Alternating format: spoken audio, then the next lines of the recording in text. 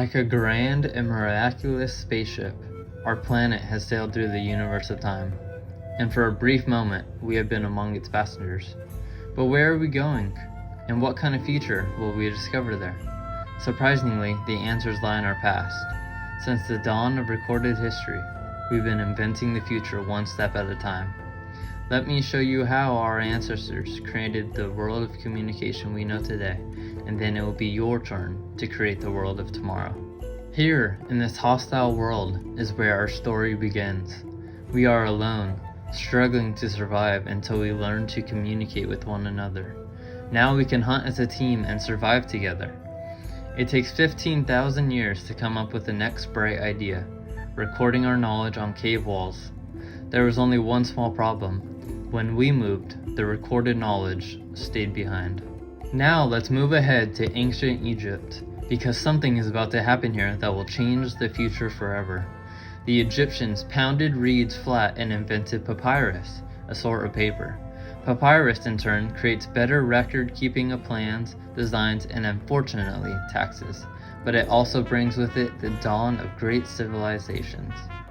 The wheel gets invented, which is a huge milestone for transportation. The wheel allows people or items to travel further and faster than ever before. At this time, information could only spread as fast as it could travel, but with the wheel, information can be spread much faster. At this point, each civilization has its own form of writing, which none of the others can understand.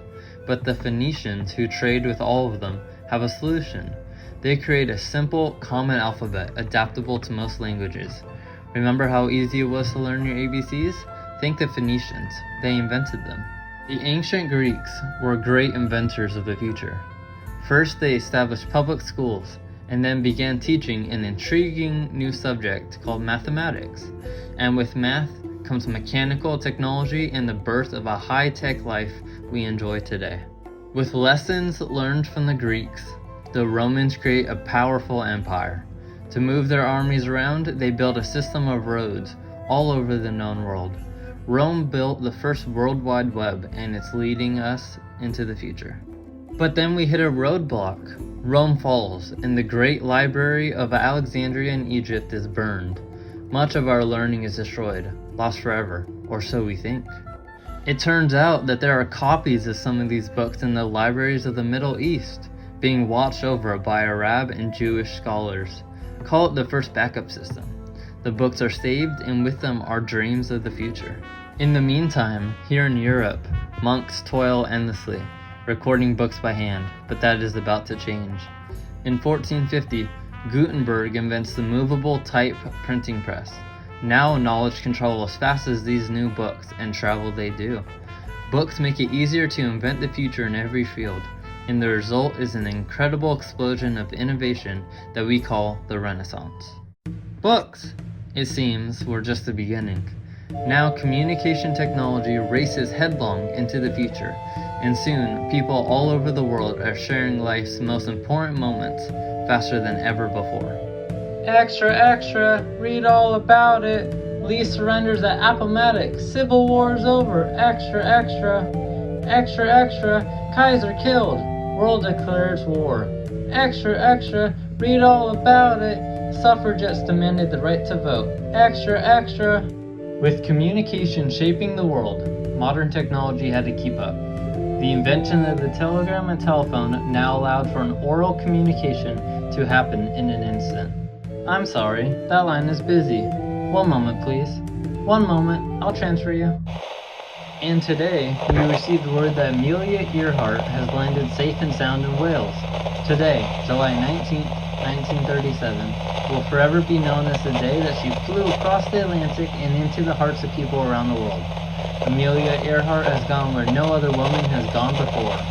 Radios were the main source of communication during the time of World War II, but that also means that it was very easily accessible to everyone, including enemies.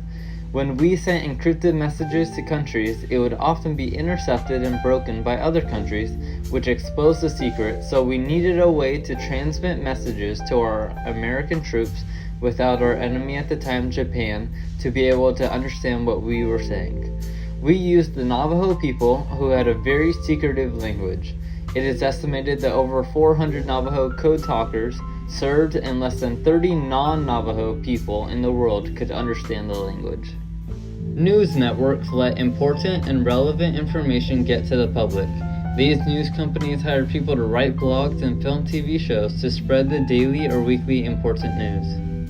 While news networks are usually run by professionals who know what they are talking about, social media allows the public to express their opinions on topics.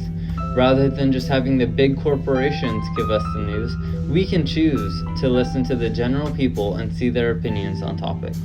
While some of our information comes from reading news articles and Twitter posts, most of the daily news that we get comes from places like music, TV, movies, news, and podcasts.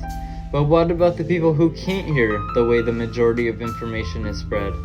In order to combat this issue, we created a language and hand signals and gestures so we can tell the hearing impaired public the same information.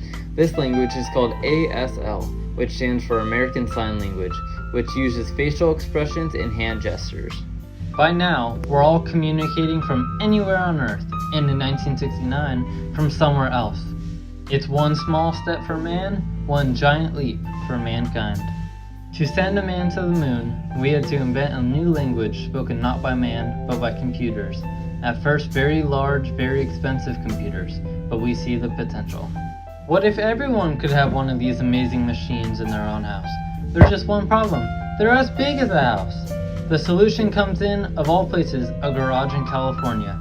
Young people with a passion for shaping the future put the power of the computer in everyone's hands. Together, we form a super network that goes with billions of interactions, and once again, we stand on the brink of a new renaissance. After 30,000 years of time travel, here we are, a truly global community poised to shape the future of this, our ever-changing communication on Earth and beyond. For the first time in history, all of us can have a say about the kind of world we want to live in. The choices we have made for the past 30 years have been inventing the future one day at a time. The end, or should I say, the beginning of your future. So here's to the next 30,000 years of communication on Earth. While no one knows for sure what we'll see or do, I do know it will be quite an adventure. An adventure that we'll take and make together. See you in the future!